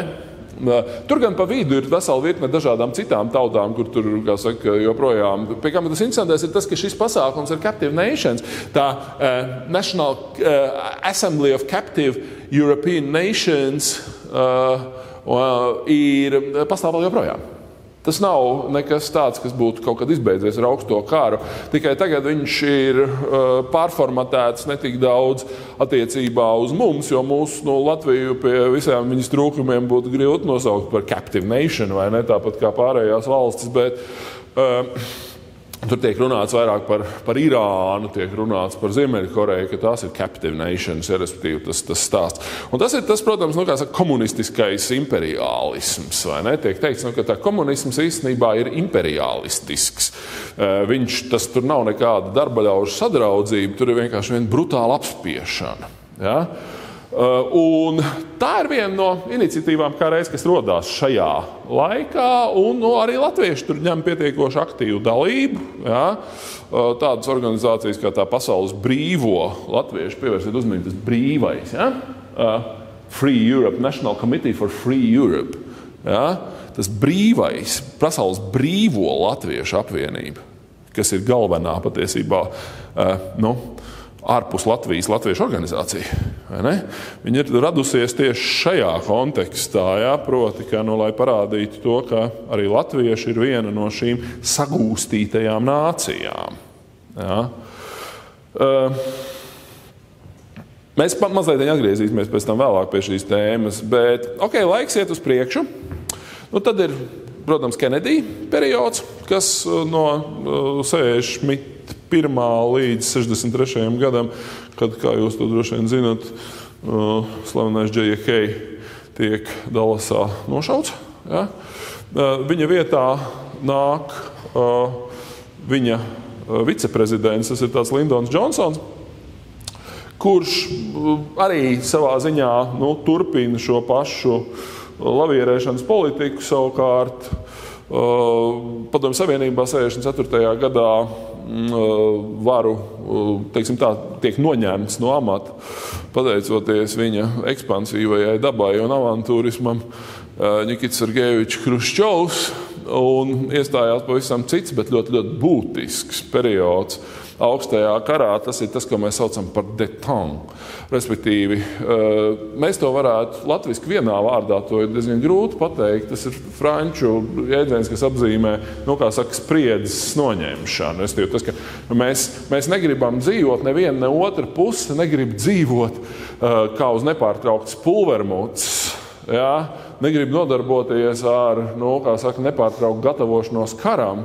Un tāpēc ir varbūt kaut kādā veidā jāmēģina civilizēt attiecības starp rietumiem, austrumiem. Tas ir tas laiks, kad arī parādās šī mierīgas līdzās pastāvēšanas ideja. Ka komunisms un kapitālisms viņiem nav obligāti vienam otru jāaprī, vai ne? Bet komunisms un kapitālisms var kaut kādā ziņā pastāvēt viens otram līdzās. Un šeit tā atslēga te ir, kā mēs redzam, vēlreiz politika ir ļoti atkarīga no cilvēkiem. Padomju Savienībā kā totalitārā valstī tas ir jo īpaši izteikts, bet arī Amerikā prezidentu administrācijām mainoties ir mainījušās arī politikas.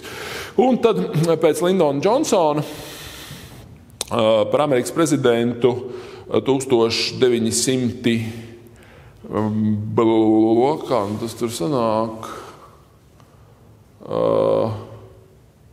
laikam jau 67. gadā, bet iespējams, ka 68. vai 69. gadā kļūst republikāns, slavens kā izteikts antikomunists vārdā Ričards Niksons. Tas ir džentlmenis pa labi no jūsu puses raugoties, kurš ir bijis republikāņu jau Eizenhauera administrācijas laikā, tika tur strādājis, un viņš ir, kā saka, pietiekoši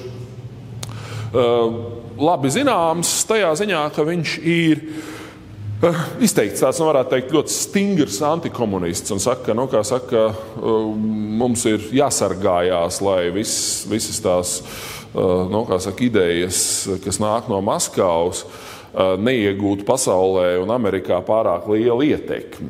No otras puses, 64. gadā par ģenerālu sekretāru Padomju Savienības komunistiskajā partijā kļūst Leonids Iļičs Brežņevs, kurš ir iespējams, ka arī mans paudzes, es viņu mazliet aizķēru, es viņu atceros, kā viņš runāja vēl dzīvs būdams televīzijā. Cilvēkiem iegājis vēsturē kā tāds vienkārši vecs šļupstošs marasmātiķis.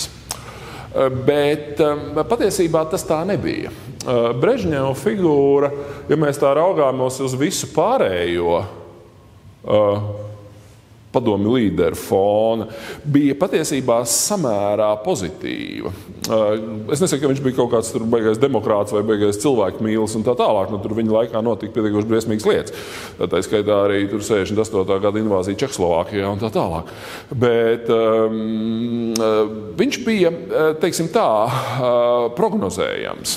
Un tieši tas arī padarīja Brežņevu par iespējams, katrā gadījumā vairāk saprotamu sarunu partneri nekā Hruščovu vai absolūti totalitāro dzelžaino despotisko Staļinu.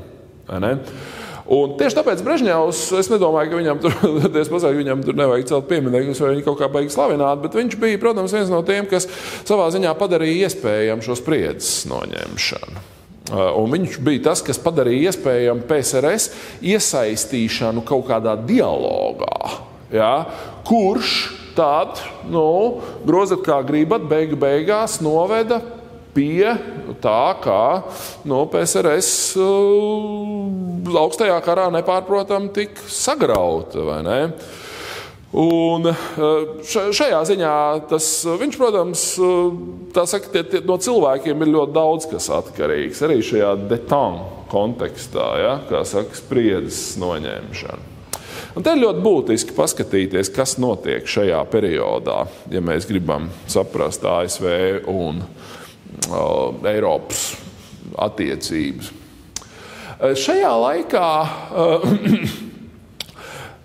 teiksim tā, amerikāņi pakāpeniski iemācās rēķināties ar PSRS kā vienkārši vienu bēdīgu realitāti. Nevis kā ar kaut kādu tuvojošos pasaules galu, kā tas līdz tam bija, bet gan kā ar, riebīgu, bet partneri.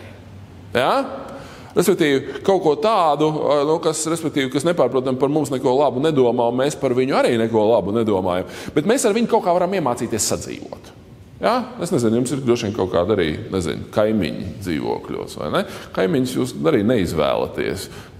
Bet tas būtiskākais ir tas, lai viņš var būt labāks, sliktāks kaimiņš, un jums attiecības var būt, bet būtiskais ir, lai viņš ir prognozējams kaut kādā veidā. Lai jūs zināt, ko no viņa var sagaidīt. Tad samērā līdzīgi arī notiek šajā laikā, un proti tā pārbīde notiek, ka no tā, ka ir tāda, kā saka, ideoloģiska pretešķība, respektīvi brīvā pasaule ir šeit, un tur ir, kā saka, totalitārais komunisms, kurš iznīcina cilvēkus un tā tālāk. Šī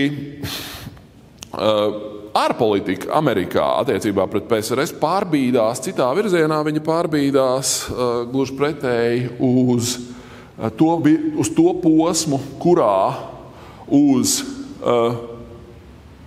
PSRS un ASV attiecībām tiek skatīts kā ģeopolitiski. Proti teikt, ka neatkarīgi no tā, kāda šai valstī ir ideoloģija, tai valstī ir kaut kādas savas intereses. Viņai ir, piemēram, PSRS ir kaut kādas dabiskas drošības intereses. Proti viņa negrib, lai, kā saka, pie šīs valsts robežām tiktu izlietot NATO kodolieroči. To viņi nepārtraukti negrib. Varbūt mēs arī to pašu negribam. Mēs arī negribam, lai, kā saka, mums tur Kubā būtu kaut kas vai kaut kur citur. Viņi negrib, lai viņiem aizvien vairāk un vairāk naudas un resursu būtu jāgrūž raķešu ražošanā. Mēs arī negribam. Uz tā pamata, un te neiet runa par ideoloģiju, te ir runa vienkārši par objektīvām interesēm. Uz šādu objektīvu interešu pamata varbūt, ka mēs varam mēģināt risināt kaut kādu dialogu un par kaut ko vienoties. Proti, par kaut kādām lietām, protams, mēs nekad nevarēsim vienoties, bet par kaut kādiem pamata sadzīvošanas principiem mēs varam vienoties. Un tas ir tas laiks, kad pirmo reizi 70. gadu sākumā, 60. gadu beigās, 70. gadu sākumā pirmo reizi sākās ļoti nopietnas sarunas par kodolieroču ierobežošanu.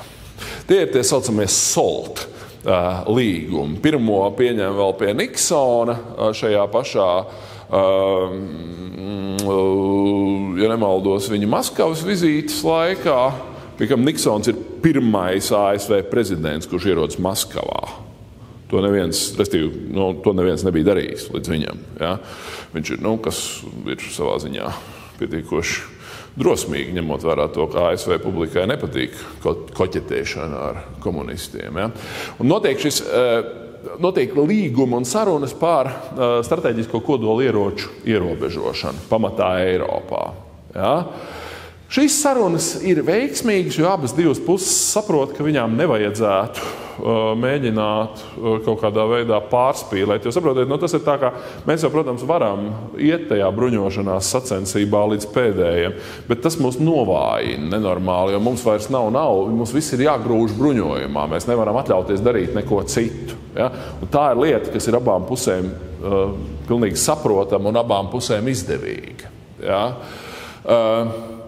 Un tas ir, protams, arī laiks, kad diezgan būtiski izmainās Ķīnas loma šajā ainā. Ķīnā tajā mirklī vēl ir Mao. Respektīvi, šis Ķīnas savā ziņā dibinātāja tēvs, kurš tur joprojām, cik es saprotu, figurē uz visiem ielas stūriem, tāds, kā saka, viņa svētais patrons, vai ne? Bet šajā laikā ASV ļoti veiksmīgi iemācās izmantot pretrunas starp Ķīnu un PSRS. Lieta tā, ka, jūs droši vien būsiet dzirdējuši, ka Hruščovam nākot pie varas 50. gadu beigās sākās PSRS kaut kas tāds kā tā sauktais atkūsums, ja? Destaļinizācija. Teikt, ka tas Staļins, tomēr nebija īsti labi tur nogalināt štābeļiem cilvēkus. Ja?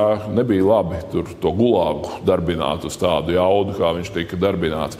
Nebija labi iznīcināt pašam savus draugus komunistus, ja? Masveidā un tā tālāk un tā tālāk. Citiem vārdiem sakot, notiek Staļina nosodīšana. Ķīna šajā laikā Mao vadībā galīgi nav gatava neko tam līdzīgu nosodīt. Viņam liekas, ka īstenībā PSRS, pateicoties šitai vieglajai, maigajai līnijai, ir novirzījies no pareizā komunisma ceļa. Un tāpēc Ķīna, kas ir riktīgi totalitāra tajā laikā, tas ir laiks, kad, 50. gadu kultūras revolūcija un tā tālāk visas pārējās lietas, ka Ķīna tagad uzņemsies vadību pār pārējo komunistisko pasauli, tāpēc, ka redz mūsu Krievu draugi, ja, ir, kļuvuši pārāk mīkstsirdīgi, sākuši tur, nosodīt pareizos līderus un tā tālāk un tā tālāk. Ja. Amerikāņi šajā pasākumā iejaucās. Un saka, ka patiesībā mums būtu vērts apsvērt ciešāku sadarbību ar Ķīnu. Piemēram, tādos jautājumos kā tirdzniecība, tādos jautājumos kā dažāda veida arī informācijas apmaiņa un tā tālāk un tā tālāk.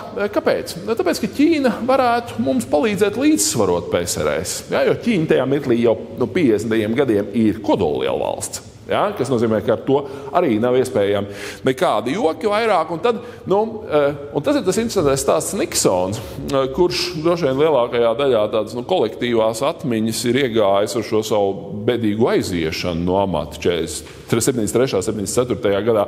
Niksons ir prezidents, kurš atkāpjās no amata, tāpēc, ka tur ir slavenais Watergate skandāls, proti, kad Niksons kā prezidents ir zinājis, ka pēc tikko kā uzvarētām vēlēšanām, ka viņš ir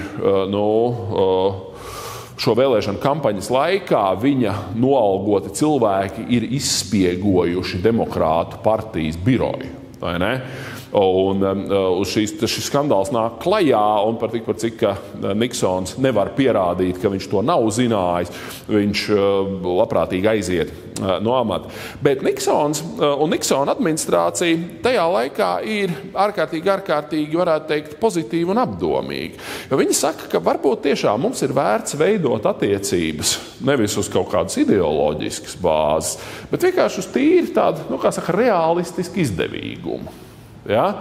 Un ņemot vērā to, ka Niksonam pašam ir ļoti pamatīgs antikomunista backgrounds, ja? Viņš ir pirms tam, kā jau es teicu, bijis diezgan tāds pamatīgs antikomunists, viņam nav jābaidās, ka viņš brauks runāties uz Maskavu un brauks runāties uz Pekīnu.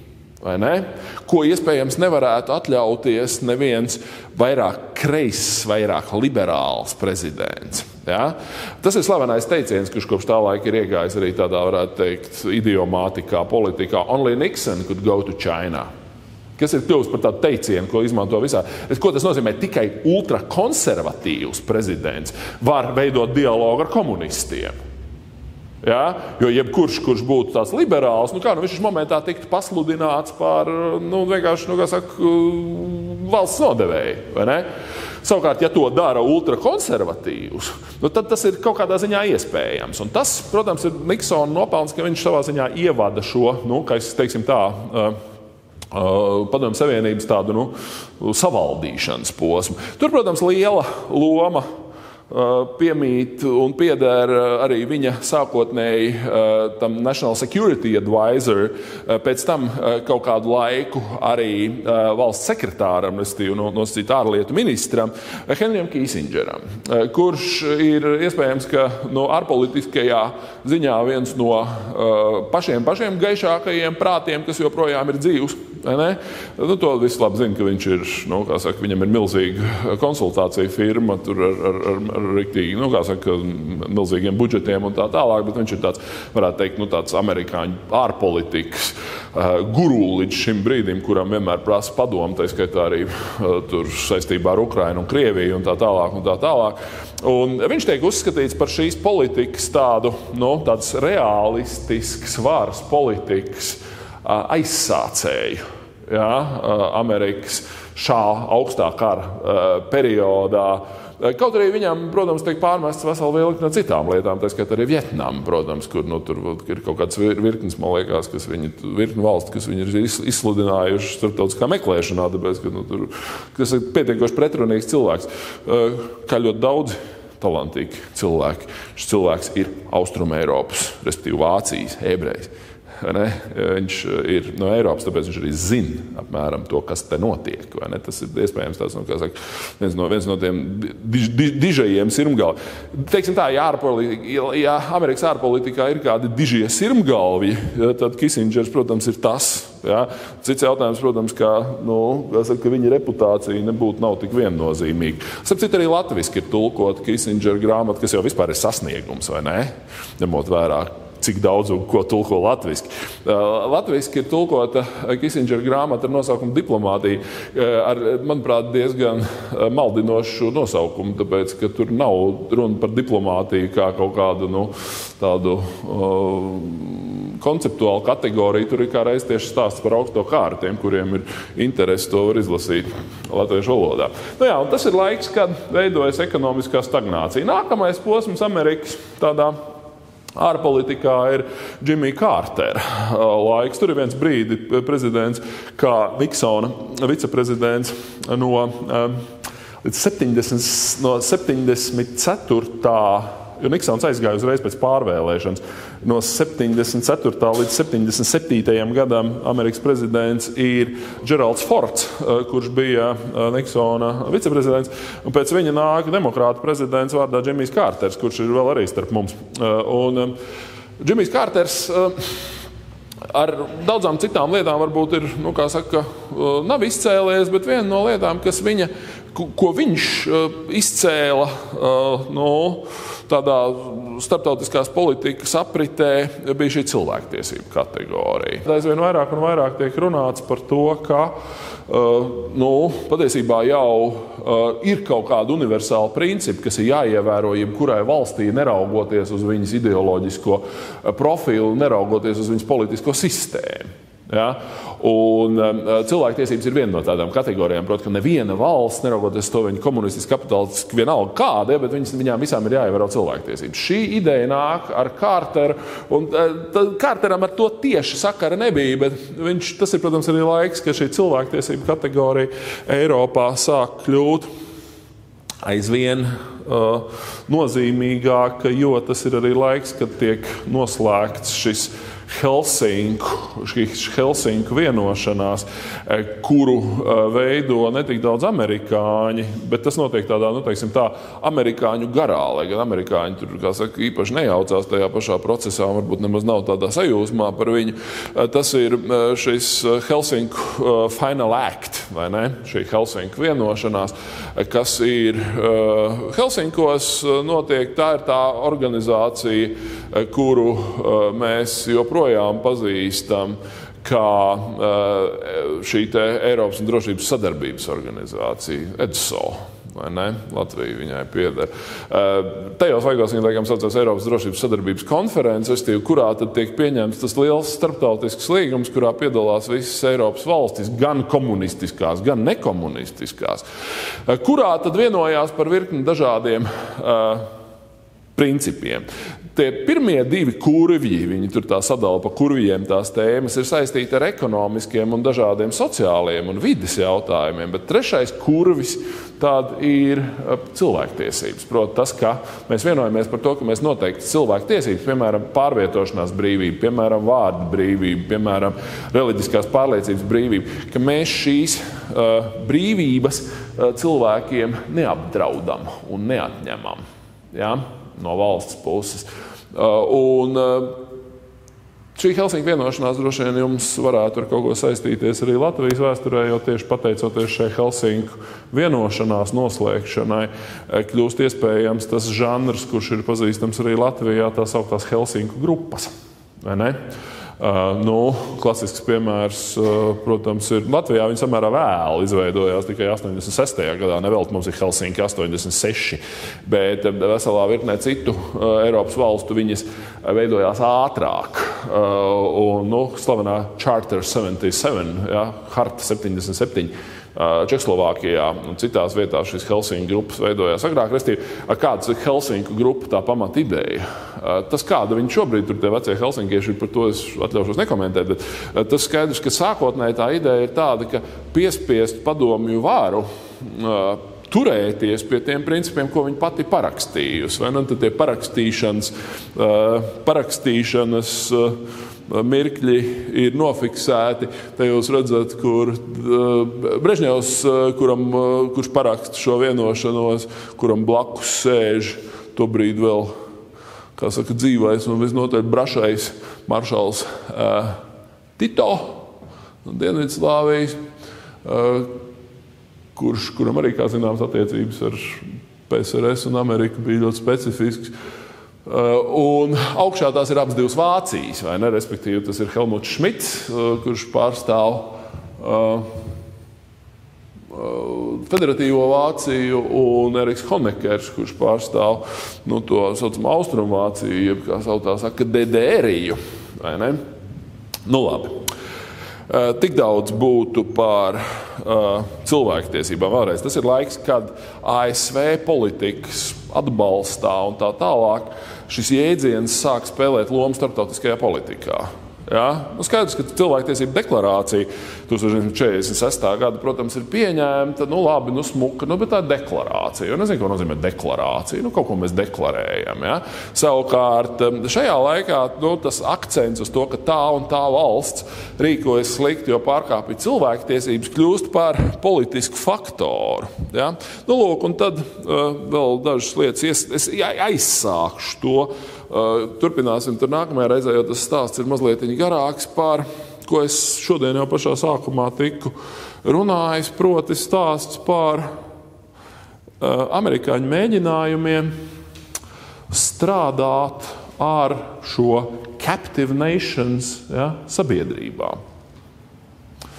Tas ir tas jēdziens, ko mēs saucam mūsdienu tādā valodā pēdējos 10 gados par publisko diplomātiju, respektīvi public diplomacy, ka valsts ārpolitiku veido nevis tikai kaut kādas super gudru, viedu vīru sarunas kaut kādās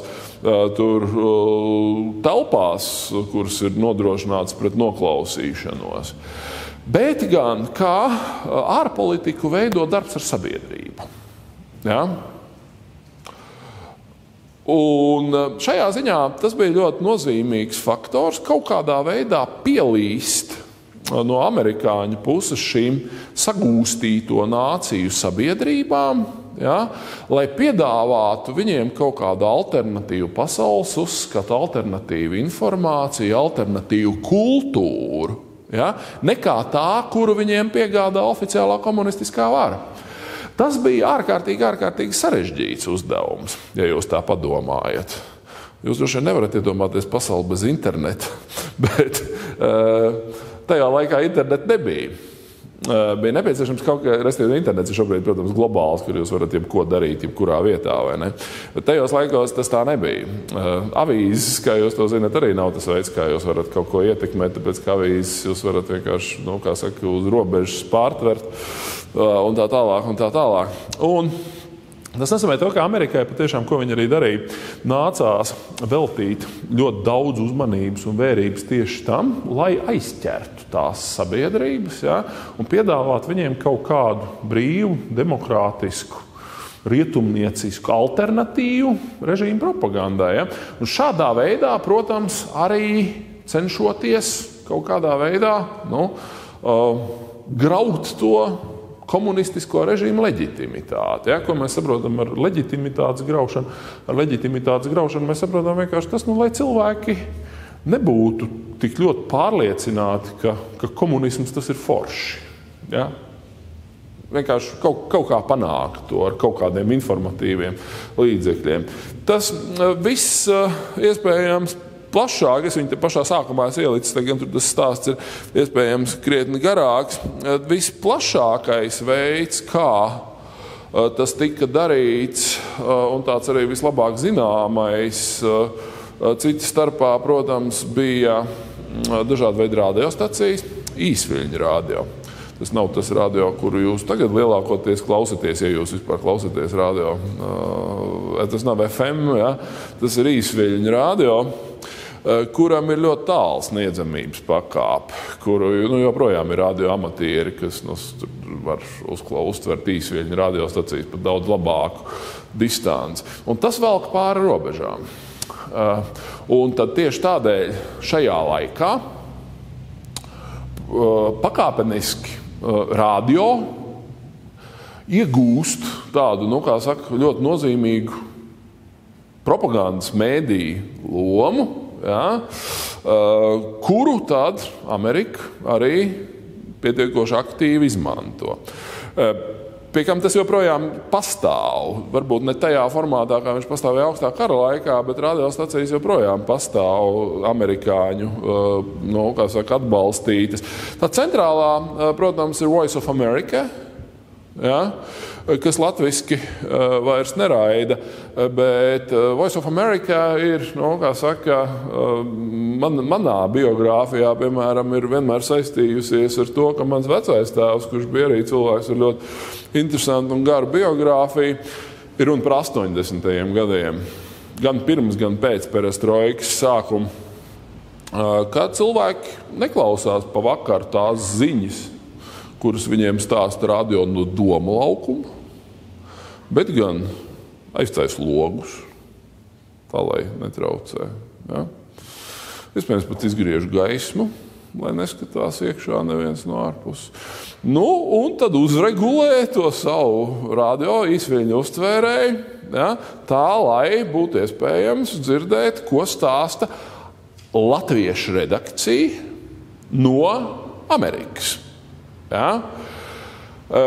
Pie kam pievērsiet uzmanību, tas ir ļoti interesants arī faktors, ka, protams, jūs nevarat nodarboties ar pliku propagandu. Jūs nevarat, kā saka, tur nevienam nebūs interesanti ļoti ilgi klausīties par to, cik slikts ir komunisms un cik labi ir amerikāņi. Nē. Tur ir runa par ziņām, kuras, teiksim tā, ataino pasaules notikumus krietni savādākā veidā nekā to dara padomju mēdīju laikraksts Cīņa, piemēram. Ja?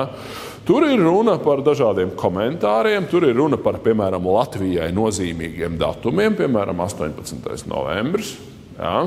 Kur, kā mēs to zinām, arī ASV valdība Latvijai kā vienai no šiem captive nations, ja? Tika reizi gadā apsveikusi visus latviešus ar savus nacionālās neatkarības dienu, kaut arī valsts, protams, ir, kā saka, okupēta, bet vienalga, jā, mēs apsveicam, un tā tālāk, pie kam, tur tika strādājuši pietiekoši nozīmīgi cilvēki šajās radiostacijās dažādos veidos. Es zinu, ka, piemēram, Eiropā turpretī Voice of America raida no Vašingtonas.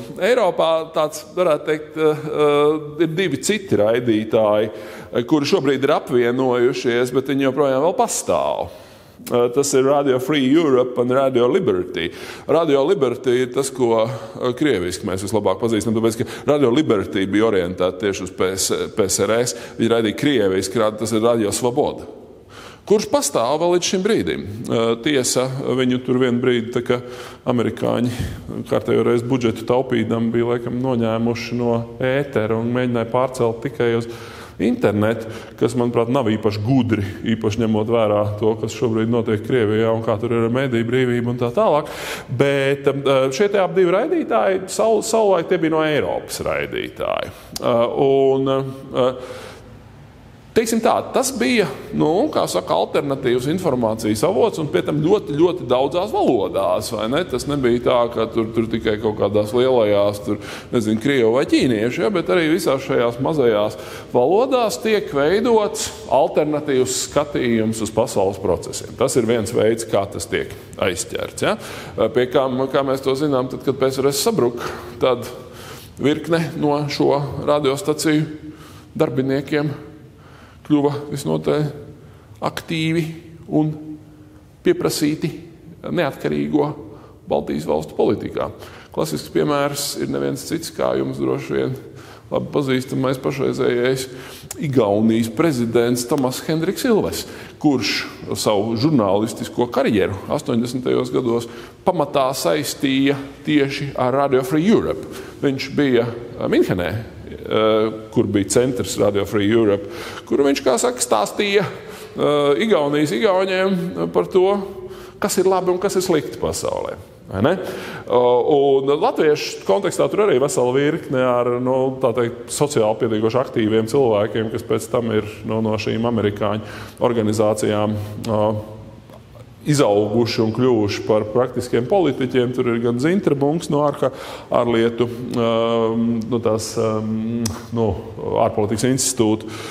Tad tur arī, iespējams, kādam no jums pazīstamais Ulds Grāva, kurš bija vienu brīdi Latvijas televīzijas ģenerāldirektors.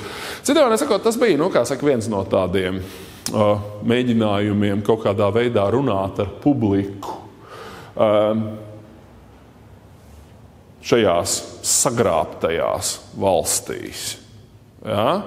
Kurš, grozaties kā gribat, bet tomēr pelnīja zinām popularitāti. Tajā ziņā, ka cilvēks, protams, kad padomju režīmām tas nepatika, ka cilvēki izmanto šādu informāciju. Viņi tur mēģināja visādos veidos tur grieztos, tur bija slavenie zāģi, tur, tas laukums, kur joprojām ir kaut kādi toriņi tagad no jauna uzcelti, kas atrodas Brīvības ielā. Tur, tas Brīvības ielas ir Statoils īspirms. Jūs brauc uz Brīvības ielu, īspirms Pērnavas ielas ir Statoils. Savukārt, tur, kur tas Statoils ir, tur iekšā ir tāds samērā liels laukums, uz kura stāv tie, kaut kādi, es nezinu, ko viņi tur tagad dara, kaut kādi torņi. Tajā vietā bija nepārprotami sacelti divi, tā teikt, ja ne vairāk masīvi torņi, kur pamat uzdevums bija tieši tas nodrošināt to, lai vietējie baleliņi, gan latvieši, gan krievi, neklausītos kaut kādus nepareizos kanālus, vai ne? Kur tas bija tā pietiekoši nopietni, tas tika uztverts. Citiem sakot, ar to es esmu aizsācis stāstu par to, kā Amerika strādāja ar šīm okupēto un apspiesto zemju sabiedrībām. Tas nebūtu nav vienīgais stāsts. Tur ir vesela virkne ar citiem stāstiem, par ko mēs vēl parunāsimies, gan par literatūru, gan par džezu, gan par rokmūziku, gan par Nobela prēmijām, gan par centrālo izlīkošanas pārvaldi, bet to mēs darīsim nākamajā reizē. Paldies!